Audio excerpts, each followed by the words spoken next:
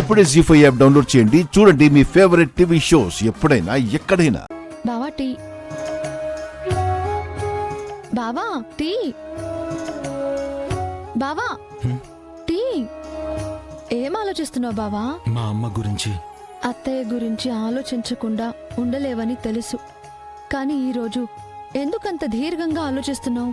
ఇన్నాళ్ళు మా అమ్మ ఏమైపోయిందో అనుకున్నాను గాని మా అమ్మ మా గురించి అన్నీ తెలుసుకుంటూనే ఉందనిపిస్తోంది. అలా ఎలా చెప్పగలవు బావా? అత్తయ్యకి తెలిస్తే మన కోసం వచ్చేస్తుంది కదా. అదే నాకు అర్థం కావట్లేదు. కానీ మా అమ్మ కోసం మేం పడుతున్న ఆరాటం కంటే మా అమ్మే మా కోసం ఎక్కువగా కష్టపడుతోంది అనిపిస్తోంది. అమ్మ ఎక్కడుందో మాకు తెలియకుండా, ఎవరికంటా పడకుండా మా ఇంట్లో పరిస్థితులేంటి, పిల్లలు ఎలా ఉన్నారు, వాళ్ళ ఆశయాలు వాళ్ళ లక్ష్యాలు ఏంటని తెలుసుకుందంటే నిజంగా మా అమ్మ గురించి ఎంత చెప్పినా తక్కువే శివ. నేను కొనలేని స్కూల్ని అమ్మ కొని శ్రీవల్లి పేరు మీద రిజిస్టర్ చేయించింది. ఇప్పుడు అర్థమైంది శివ. ఇప్పటి వరకు నేను చూసుకోగలను కాబట్టే అమ్మ రాలేదు. అదే నా వల్ల కాకపోయిండుంటే అమ్మ ఎప్పుడూ వచ్చేసుండేది. అవును బావా, ఇదంతా ఎలా చేస్తుందో అర్థం కావడం లేదు. మన గురించి ఇన్ని తెలుసుకున్న సావిత్రి అత్తయ్య మనతో ఎందుకు మాట్లాడకుండా ఉంటుంది? తన అడ్రస్ ఎందుకు ఇవ్వలేకపోతుంది? వేరే ఆవిడికి కాగితాలిచ్చి ఎందుకు పంపించింది? ఈ ప్రశ్నలకి సమాధానం దొరకకుండా జాగ్రత్త పడుతుందా? కాగితాలు తీసుకొచ్చింది ఎవరో కాదు శివ. ఆవిడ మా అమ్మే.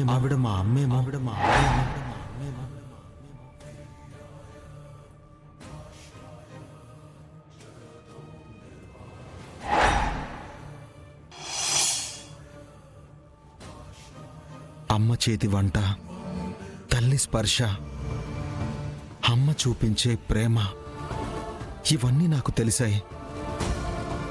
కానీ ఆవిడే మా అమ్మని తెలియకుండా జాగ్రత్త పడిందంటావా? అత్తయ్య అయితే ఇలా వచ్చి అలా ఎందుకు వెళ్ళిపోతుంది బావా? మన కోసం ఇంత చేస్తుందంటే మనతోనే ఉండిపోవాలి కదా. నిజమే.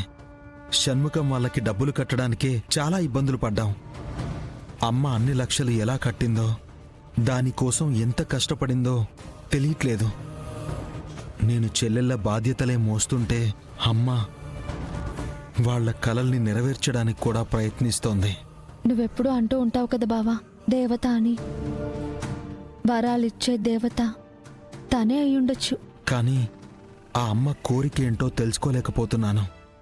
అది అడగడానికైనా సరే అమ్మని కలవాలి, ఎక్కడుందో తెలుసుకోవాలి. ఖచ్చితంగా తెలుసుకుంటాను.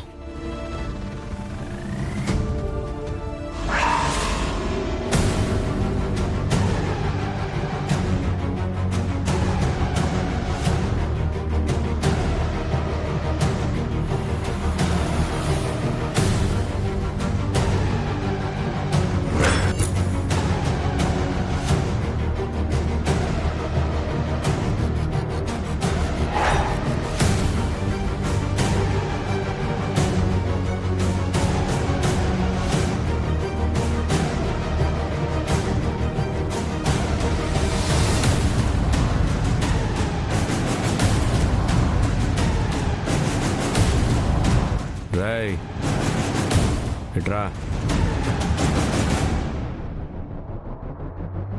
పోలీసుని పట్టుకుని ఏ గీ అంటున్నావు? జైల్లో పెట్టించేస్తాను.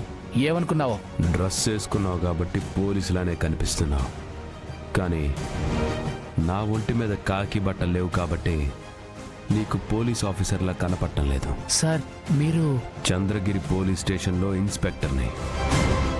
సార్ సారీ సార్, ఈ ఏరియా అయితే గుర్తుపట్టేవాడిని. పైగా మీరు సివిల్ డ్రెస్లో ఉన్నారు కాబట్టి అందుకే గుర్తుపట్టలేదు సార్. పర్వాలేదు, ఐ కెన్ అండర్స్టాండ్. వీడికి నేను సస్పెండ్ గురయ్యానని తెలిస్తే సెల్యూట్ కొట్టిన చేత్తోనే నెట్టేసేలా ఉన్నాడు. సరే, ఆ విషయం తెలియకుండా పని కానిద్దాం. చెప్పండి సార్, ఇలా వచ్చారేంటి? డబ్బులు ఇద్దామని.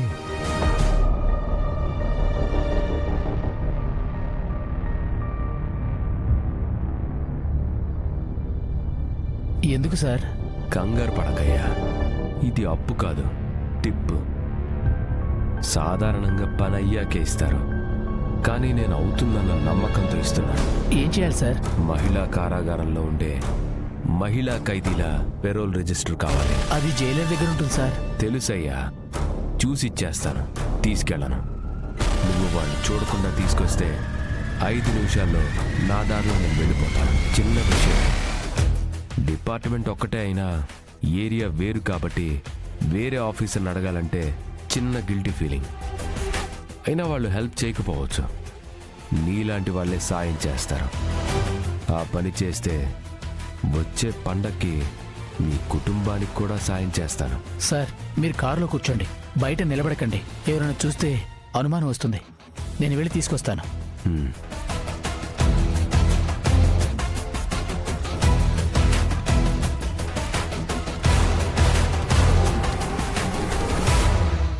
నాన్న భయానికి నా ఆలోచనకి సావిత్రత్తయ్య వేసే అడుగులకి ఖచ్చితంగా లింక్ ఉంటుందనేసి నా 6th సెన్స్ చెప్తుంది.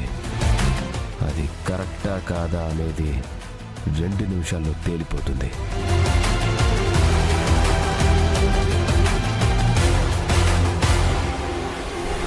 త్వరగా చూడండి సార్, ఎవరు చూడకుండా నేను ఇక్కడే నిలబడతాను.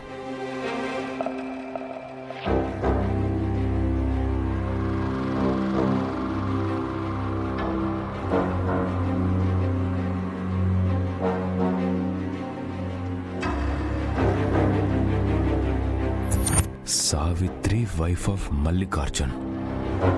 ఎస్,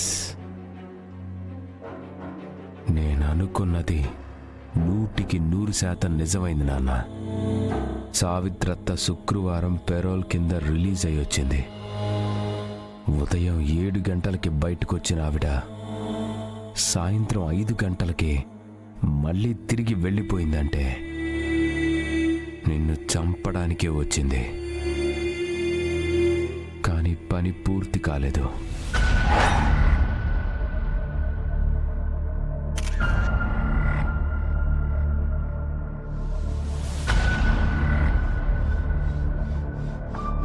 ఇదిగో అయ్యా గోవిందస్వామి. సార్, నా పేరు గోవిందస్వామి కాదు సార్.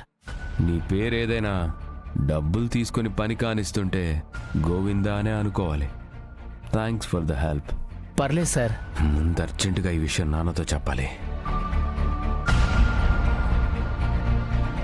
ఈయనేంటి వచ్చేటప్పుడు నత్తలా వచ్చాడు, వెళ్ళేటప్పుడు ఒంగోలు గిత్తలా వెళ్ళిపోయాడు?